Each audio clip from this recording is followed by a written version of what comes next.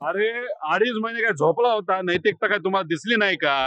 आज नैतिकतेचे त्या ठिकाणी पतंग तुम्ही उडवायला लागलेला आहे. आज झोपेतून तुम्ही जागे झाला आहात. धनंजय मुंडे यांचा अखेर राजीनामा झाला. तुम्ही आक्रमक भूमिका सकाळी सकाळी घेतली होती. त्यानंतर मुख्यमंत्र्यांनी आपली भूमिका मांडली, राजीनामा स्वीकारल्याचं म्हणताय. सामान्य लोक, महाराष्ट्रातली लोक जाती धर्माच्या पलीकडे जाऊन एका युवा सरपंचाचा जो मर्डर झाला होता त्या परिवाराला न्याय मिळावा यासाठी लढा हा सामान्य लोकांनी आणि देशमुख परिवाराने त्या ठिकाणी केला. आणि हा जो परिणाम आहे, आज जे काही राजीनामा धनंजय मुंडेला द्यावा लागतोय तो त्याचाच परिणाम आहे. पण फक्त हा विषय इथंच थांबतो असं नाही. धनंजय मुंडेंना सुद्धा सह आरोपी केलं पाहिजे.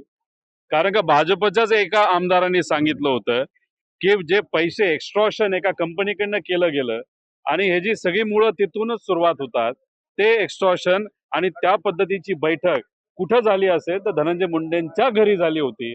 त्यामुळे सुरुवात तिथं झाली असेल तर सह आरोपी हे धनंजय मुंडेला केलंच पाहिजे आणि पारदर्शक पद्धतीने या सगळ्या गोष्टीचा तपास झाला पाहिजे.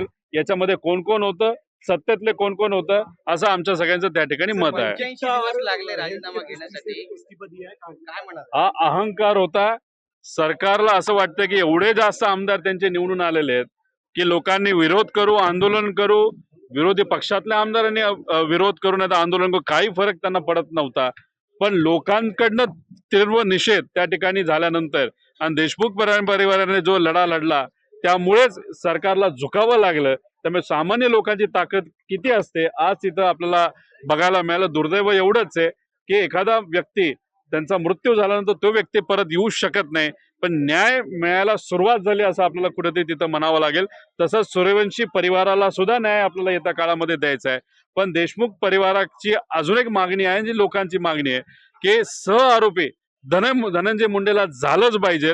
कारण का त्या कंपनीकडनं पैसे मागण्याची बैठक ही धनंजय मुंडेंच्या घरी झाली होती असं भाजपचा आमदार त्या ठिकाणी पुराव्यासकट म्हणत असेल तर मग सह आरोपी करून या सगळ्या विषयामध्ये पारदर्शक पद्धतीने एन्क्वायरी होणं पण तितकंच महत्वाचं आहे. सुरेश दास यांनी दावा केलाय की सातपुडा बंगल्यावरती बैठक झाली आहे आणि खंडणीच्या अरे 2.5 महिने काय झोपला होता? नैतिकता काय तुम्हाला दिसली नाही का?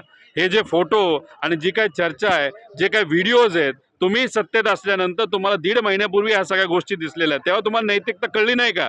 आज नैतिकतेचे त्या ठिकाणी पतंग तुम्ही उडवायला लागलेला आहे. आज झोपेतून तुम्ही जागे झाला आहात. लोकांनी तुम्हाला जागा केलेलं आहे म्हणून आज तुम्ही तिथं राजीनामा देता. याच्या आधी काय तुम्ही पतंग उडवत बसलेला का, टाइमपास करत होता का? त्यामुळे आज नैतिकतेच्या गोष्टी त्यांनी कुठं करू नये.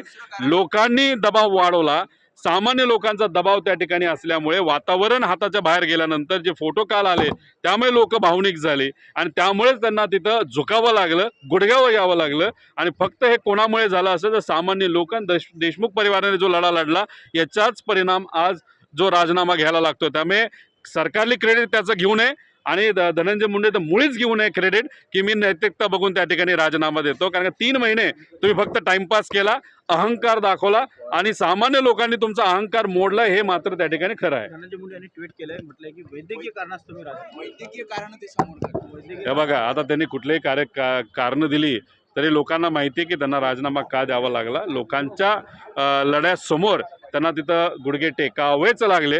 ही सामान्य लोकांची ताकद आहे. हेच आम्ही लोकांना सांगतो की तुमची ताकद फार मोठी आहे आणि हा जो परिणाम आज आहे फक्त सामान्य लोक आणि देशमुख परिवार आहे. तसंच सूर्यवंशी परिवाराला सुद्धा आपला न्याय द्यायचा आहे आणि महाराष्ट्रातल्या सामान्य लोकांचं जे काय आज अडचणी आहेत त्याच्यामध्ये महिलांचे अत्याचार असू दे तर कुठेही लोकांनी विषय हातात घेतल्याशिवाय हे मार्गी लागणार नाही आणि विरोधी पक्षांनी सुद्धा एकत्रित येऊन सामान्य लोकांच्या वतीने लढावं लागेल. पण धनंजय मुंडेंना जर वाटत असेल की राजनीतीमधला विषय संपला, आमचं असं मत आहे की भाजपच्याच काही लोकांनी सांगितलेलं आहे आणि आमचंही मत आहे की या सगळ्या बैठकीमध्ये धनंजय मुंडे सुद्धा तिथं होते. त्यामुळे आता त्यांना सुद्धा सह आरोपी करून पारदर्शक पद्धतीने एन्क्वायरी होण्याची जरूरत आहे. मध्ये त्यांनी म्हटलं होतं की अशा घटना महाराष्ट्रात घडतच असतात. आता विषय एवढा आहे की त्यांना अहंकार येत आहे की प्रत्येक जिल्ह्यामध्ये अशा घटना घडत असतात.